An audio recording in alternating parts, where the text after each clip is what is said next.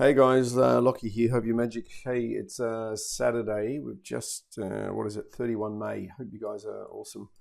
What I wanted to do, guys, in terms of OSR, Tim is currently finalizing the OSR indicator for us. What I wanted to do is basically show you how you might consider using the OSR. Obviously, the OSR opening series or range in the market applies to Asian Open, European Open, obviously.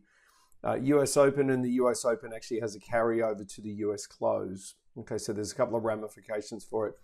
So what I've done is I've just marked up basically the last 2 days on S&P, last 2 days on FTX, because both days have actually given us completely different scenarios. I just wanted to ultimately show you the boys that are using OSR, effectively what are they doing, why are they doing it, how are they doing it, and it's just another tool that you can add to your toolbox. I am writing a training program for the samurai traders on how to use the OSR. Ideally, I want you guys ahead of the 8 ball on that so you can take advantage of it. So ultimately, the OSR, guys, is the opening series or range. It's always set at 15 minutes or the first 5 minutes, or the first series of 5-minute candles. So what I've done here, I'll throw an arrow on this one for you. It's Saturday afternoon here, a little bit shady after a massive week. That's the top of the opening candle, because that's the top of the opening candle, and then the 15-minute candle is this one right here. Naturally, the 10-minute candle has actually created the lower low, so that basically becomes the top of the OSR and the bottom of the OSR. Now, key point about the OSRs is, again, we've got a static bar reversal long here off the OSR, but we don't trade back into the 50 fib of the micro trend. We also don't trade back in the middle of the MDI. And the 50 fib of the day, if you can imagine, was not at this point at this time.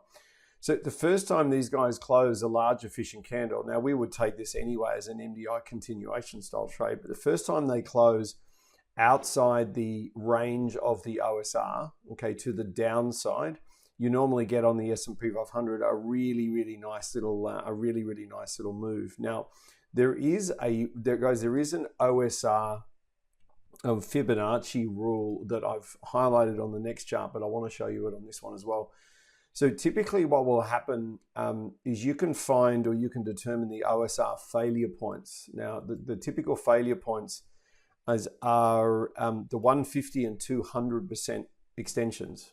All right. So again, what we're doing is you're drawing your Fibonacci from the top of the OSR to the bottom of the OSR and then back to the top of the OSR, because you want the 150 and ultimately the 200, right? So have a look here. These guys have cruised down. They've failed at the 150. Now, if these guys were going to get a proper wriggle on like they did on the FTX last night, which I'm going to show you, if they're going to get a proper wriggle on, not only will they get to the 150, but once they close over the 150, they will normally go to the 200. If they close over the 200, they'll go to the 250. If they close 250, they'll go to 300. So it's very much a round Fibonacci numbers game. Okay, it's a round number game as opposed to a fractional game. Now, interesting point, what these guys have done. They've cruised down here. They've hit the 150. Now, again, guys, it doesn't take a rocket scientist to draw Fibonacci back the other way as well.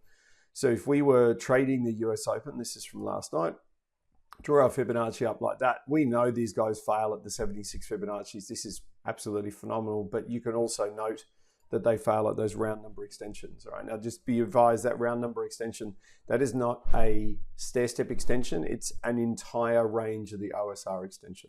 Okay. Now, same applies going back the other way as well. It's not as accurate going back the other way, but it does apply. Now, the point I want to raise, guys, is the moment these guys get back inside, the moment we get some really lovely delta pressure. Now, I'm going to change, guys, let me just, while I'm doing this, I'll do it later. I'm going to change these all to black diamonds. I've changed them to black diamonds on the FTX. But the moment we start getting these V2 deltas back inside the OSR, typically what occurs is, regardless of what is in the way, the market is turning very early on here on the S&P 500, and it will naturally go back to the top of the OSR. Now, that goes, again, even if you were to grab these deltas just here, just as an example, that is a 4, 8, 12, 16, 20, 24. It's a 24-tick trade. I mean, that's amazing on the S&P 500 if you're on a couple of contracts. Now, key point is once we get outside the OSR, it's classic on the FDAX from last night, the correlation between FDAX and S&P opens is quite brilliant. Once we get outside the range of the OSR, that's the only time these guys normally turn is when you get a dominant reversal candle. For example, here on the S&P 500, you've got a dominant reversal candle. Interesting point, where is it closed? It's closed back inside the OSR. So basically, the moment these guys close back inside the OSR, any kind of short signal that you would otherwise think about taking have obviously gone really, really well. I note here they've tested the top side of the OSR again. That's failed. Top side of the OSR test. And of course, look at how the institutions have responded to this. It's absolutely brilliant. I want to highlight, guys, also down here, they cruise down and they hit the bottom of the OSR. If they don't close below that, they're going to get rebounded back the other way. All right, same as the top. If they don't close above the OSR, they're going to get rebounded back the other way. The moment we close outside the range of the OSR to the downside, guys, that one right there, obviously the 55th of the day was not there at the time. Guys, look at the market's response. Massive meltdown. All right, so this OSR for us, and I want you guys to be really, really good at trading, as I want you to make a shitload of money out of trading. To me, the OSR is an additional set of pivots that we can take advantage of. If we understand how to use it properly, for example, we wouldn't take a swing trigger long. If we had a swing trigger long, we wouldn't take a swing trigger long, assuming a close over the OSR. Okay, now everything else, everything we also do, like be really, really careful, you know, right on the turn of the hour, which is right there. Be very, very careful about that. Sure, all the stuff we normally do, but I think we can do really, really well out of it. Now, across into the US close. Note that they come down here. There's a couple of really, really amazing reversals down here off the S1, sure. But when they've come back up, note they've come back up and they've actually sort of massaged the bottom of the OSR again. Once they've closed inside the OSR, that's when we had the big buying response in the market, which is, again, it's another 20, 22, 23 tick trade on S&P, which, as you know, is amazing. Now, this is in the US close, so this is in Fred's session. Again, you notice here, once we get up here, we've got a static bar reversal off a pivot, which is brilliant. How far has it gone? Only gone back to the top of the OSR before then turning and continuing its journey above the OSR. So the message right across the board, guys, on all the opens, Asian Open, Japanese Open, all of them, Singapore Open. It's the same message. Just hold on one sec. I've got little princess in the office. But you want to say hi to the boys? Where's Mama? I don't know. Do I look like I know where Mama is? Say hello, boys. Say hello, boys. On the microphone, Bubba. No. Okay, she's coming around to say good day, guys. So what I'm noticing, guys, okay, come here. No. Into this. Look. Going into this little microphone here, this one here. Say hello, boys. Hello. Boys. Hello, boys. Good girl. All right, can I finish this video? You go and find Mama for me, please. All right. So sorry, guys. Rough video. Saturday afternoon in Japan. So what happens, guys, is once we close outside the bottom of the OSR to the downside, we're normally going to get a seller push, and you now know how far. If we go back the other way, guys, you get the same thing. As it turns out, these guys didn't go to that 150 and 200, sort of 300 round number fib extension on the high side simply because they ran into pivots. So the Fibonacci extensions are always good, guys, as a target setting guide, but they're certainly, just hold on one sec. Sorry, guys, Ivy was absolutely determined to take me away from the camera. So what it ultimately means is, again, all of these points are quite important. Obviously, right through to the last candle, guys, it was still honoring, all the way through to the last candle, still honoring the OSR to the high side, right, the top of the OSR. Right now, I'll go back, guys, and I've done 2 days in a row just to give you an idea, because there's two completely different perspectives here, which are both good fun. Guys, so Fred actually asked this question before. Okay, what do we do if it just keeps falling, particularly on US Open? Okay, so once again, guys, the OSR matrix. Now, this matrix is something that I'm working on at the moment with BOJ. So just be aware it's relatively confidential information if you can treat it as such. What we're doing here, guys, is we're going from the top, obviously, of the first candle down to the bottom of the third candle. So it's a 15-minute OSR.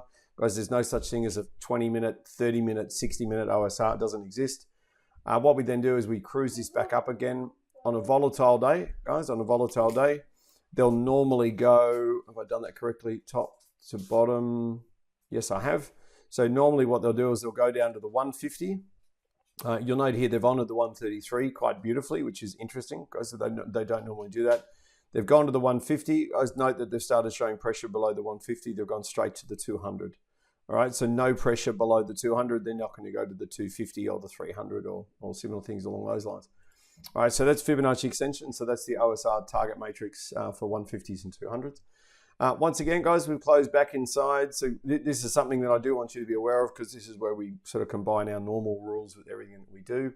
Got this big candle here. It's not quite a 4-point turning bar. It's a really, really strong reversal candle. Some people would say, well, Lockie, why didn't it go long? That's a great question.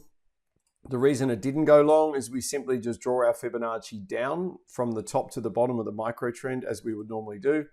It's straight. If I get that Fibonacci correct, I was here before. It's literally straight into the 50 fib of the micro trend. Right, then they jumped over it and they retraced back down, tried to come back through, and then they just plummeted. If I get that Fibonacci correct, that 50 fib is absolutely on the money. What does it ultimately mean? Draws your attention to this one here. At the moment these guys close back under the OSR to the downside, the market's response is probably going to be pretty hectic, which is this one right here. Now the OSR algorithm traders, at the moment they get this selling candle. Right, the moment they get a selling candle, closes outside the OSR, they sell. Right, the key is their stop loss is up here. All right, so they would have sold the market there and then would hold it down to their targets down here. I think we can be way smarter with that, guys, because if we close outside the OSR with a strong, efficient candle, that's normally when the market takes off properly. But I'm doing some work on that for you guys at the moment. All right, so bottom of the OSR, again, this is US Open again. These guys have cruised through. So you get this series of reversals. They've cruised through. Not only have they run into what appears to be a Fibonacci extension, retracement, but more importantly, guys, they've run straight into the bottom of the OSR. So this is potentially a 4-point turning bar long. Let me just double check. Not quite a 4-point turning bar long. It's quite a strong reversal candle. Again, straight into the bottom of the OSR. So I believe we have an additional set of pivots that we can add into our trading, which is going to give us an additional advantage, guys, in the market. Now, at this point in time, guys, the US close didn't come anywhere near the OSR. All right, so that's that kind of second scenario that we could be taking advantage of. What I really like, guys, what I really like about the OSR, again, is once we identify where it is, if we close back inside it with a candle we can actually take, giddy up to the high side. If we can't take it, normally the market turns, closes back outside the OSR. And again, market response I think is really important. Guys, in this case here, it's gone 1, 2, 3, 4, 5, 6, 7. It's gone at least 7 points or 28 ticks on the S&P to the downside. These deltas are incredible, right? So Tim and I are going to do some work, guys, on an auto trader that trades deltas once the OSR is breached and closed below, because these deltas are a walk in the park. There's no question about that. Swapping to the DAX-alicious, swapping to the DAX. This is 2 days ago, guys. That's the one that I moderated. Here's Cody's moderation last night. Now, interesting for the European Open traders. Again, I don't really believe that the OSR needs to go much beyond sort of the first 5 hours of trading. Mind you, other people in the world would think differently, right? Have a look at this. Have a look at that. So if we were trading the FDAX, into the US pre-market US Open, we would naturally have to take advantage of the OSRs. Okay, this is just incredible, in my humble opinion. Now, FDAX yesterday. So today's, as I said, guys, 31 May. Yesterday, guys, Cody ran the LTR, did an incredible job. Again, the opening candle here on FDAX actually defined effectively the OSR for us. Let me just double check that's the case. First 15 minutes, these guys, yeah, it's a double bottom. So, guys, it's an interesting point. Cody was like, yesterday, the market came down and he's like, oh, bugger, we've just missed like a really amazing double bottom long off here. Oh my God, it's incredible, la la la.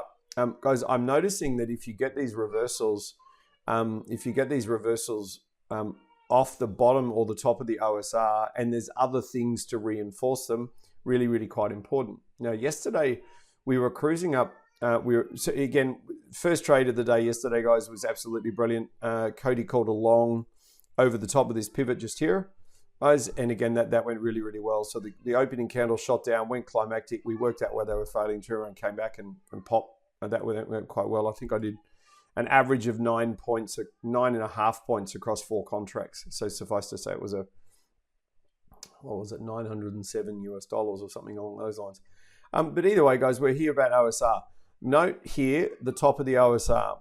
Once the FDAX in particular, guys, once the FDAX closes over the top of its OSR and the FESX does the same, basically there is no point in reversing against this until both of the markets agree with themselves. Now, what I noted yesterday is every single Delta trade, Delta V1 and Delta V2, once these guys had closed over the top of the OSR, provided you got a Delta that had nothing in the way before your first target, every single Delta went to their first target. Every single one. Now, I think that's something that we should pay attention to. I just think it's like, wow, this is bloody hilarious. I also note that every time the FESX got an efficient candle, with the FDAX getting an efficient candle, they basically took off. Now, to clarify that, 1, 2, 3, 4, 5, that's over 25 points to the high side from this efficient candle when the FESX and the FDAX got a similar efficient candle. Okay, so interesting point. Same thing happened here as well. This one's gone around about 1, 2, 3, 4, 5, 6, at least 30 points to the high side. Now, what I also know, guys, if I can, is that the only time, once we close outside the top of the OSR on the FDAX, this happened, I think, Monday this week as well. Monday this week and also, again, Friday this week. This little SBR, guys, we got an SBR on the FESX at the same time. So we got an SBR on the FDAX and the FESX. Then we got a strong reversal candle. In this case here, it is a 4-point turning bar.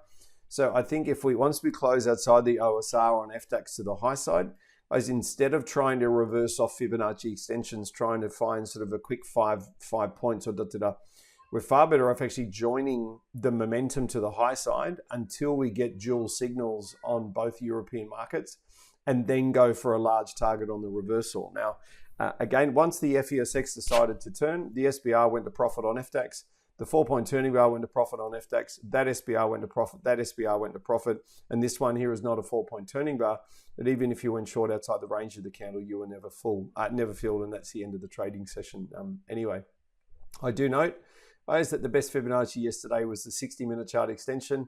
So these guys are basically just cruised up. I must have moved that Fibonacci a little bit, but they basically cruised up, failed at the 141.4, and then tried to get back down to the 100. Now, cruising back to the day before, and we'll do another FDAX. So here is the FDAX. So this is the one I was moderating, guys, on Thursday. So what I've done for you is, again, there's the top. So there's the top of the OSR. There's the bottom of the OSR. So opening series or range in the market. Now, when these guys were falling, I basically said that the FESX was trying to navigate through pivots. We were going to take a couple of these deltas short. Okay, we were going to take a couple of these, but the risk was either too much or the FESX was into brick walls. The first time we got a really, really good trade, these guys cruised down, and I literally said to the LTR, those black diamond deltas are back inside the range of the OSR. They are highly likely to buy. Now, what's occurred is we've closed just on the edge of the OSR. We gap below it, but then we close back inside the OSR. And from that close inside the OSR, every single delta that we produced until we got to a pivot all went to profit. Okay, now interesting point. As we cruise back down, this little candle here, note that again, if the market fails, it's failed not only at Fibonacci, but also failed at a pivot. So where's it actually returned to? It's returned to the bottom of the OSR. The moment it closed underneath the OSR, regardless of a pivot, it looks like it's gone around about 10, 20, 30, 40, 50, at least 60 points to the downside, right? At least 60. So the moment these guys closed outside the OSR with a nice strong candle, which we've got here, the market absolutely plummeted. Now, note that the OSR was honored because this is the one they were playing with. It was basically honored for the rest of the session. So this reversal here, again, stunning ratios. This actually happened during coaching, I think. Stunning ratios. No, didn't new in coaching. We actually spoke about it in coaching. that black diamond delta coming back the other way, where would I want to try and trade to? I always try and trade to the bottom of the OSR, or if I could find a value gap in the market, I'd want to trade to a value gap, all right, which I'll put in a different video for you. I'll do one more FDAX, guys, because we've got a lot of people in the European Open. Let me just do one more FDAX for you.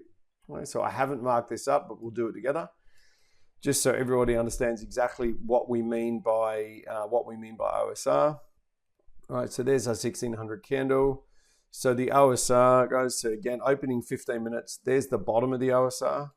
Okay, interesting response when we closed a nice strong candle underneath the OSR. Tim, you and I have had a little bit of a chat about that already, which is good.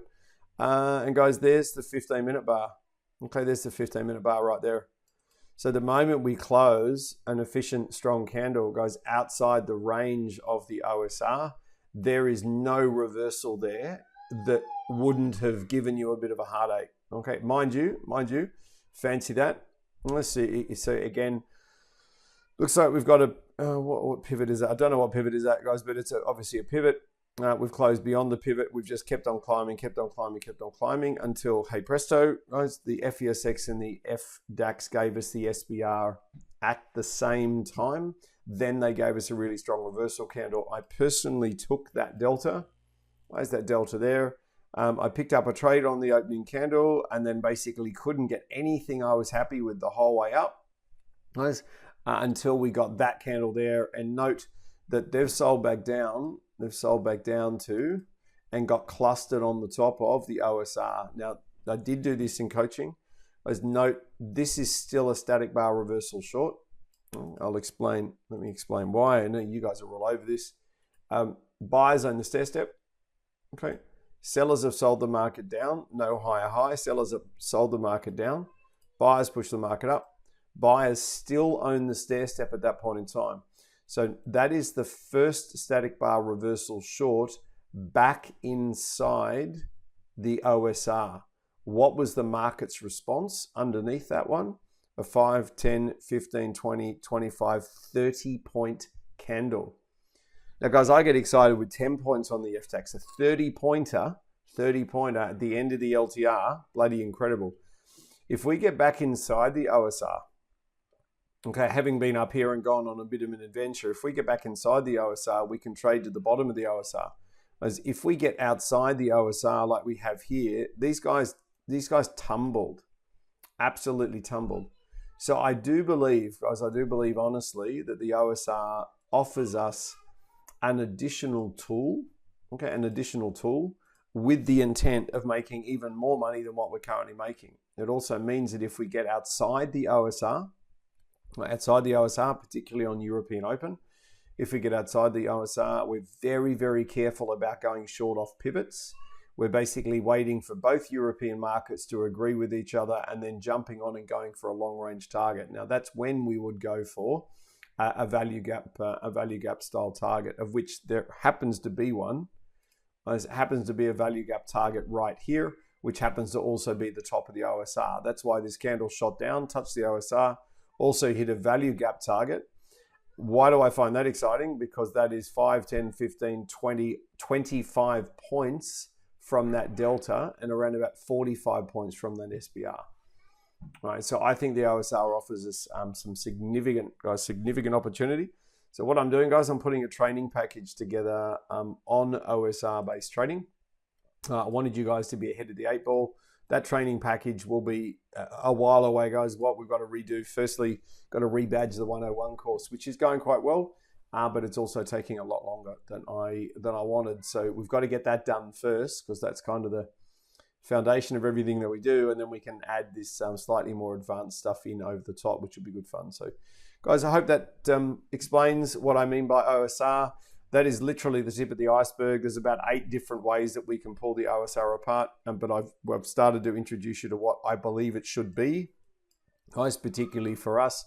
Shout out to the boys I'm working with over here in Japan. They've got this OSR mastered, guys. So it's really lovely to get that off and racing and morph it into a samurai style, so we can use it with what we currently have, guys, to enhance our capability, which is great fun. So I'll send this link to you guys. Have a great weekend, and I'll chat shortly. Cheers. Yes, we are, darling.